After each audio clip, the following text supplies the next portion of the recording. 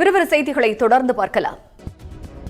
சென்னை கொளத்தூர் தொகுதியில் பயன்படுத்தப்பட்ட மின்னணு வாக்குப்பதிவு இயந்திரங்கள் மற்றும் விவிபேட் இயந்திரங்களை பரிசோதிக்கும் பணி நடைபெற்றது.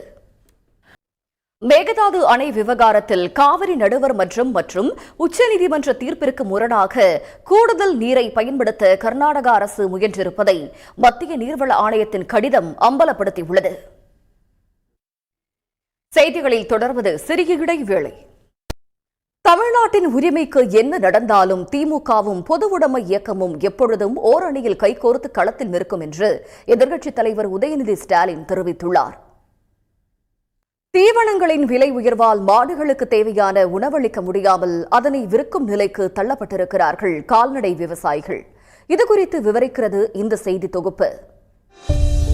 ஈரோட்டில் முக்கிய நீர் ஆதாரமான காலிங்கராயன் கால்வாயில் இருந்து பாசனத்திற்கு உயிரை பணயம் வைத்து நீர் திறக்கும் நிலை இருப்பதால் நவீன முறையில் மதகுகளை சீரமைக்க அரசுக்கு விவசாயிகள் கோரிக்கை விடுத்துள்ளனர்.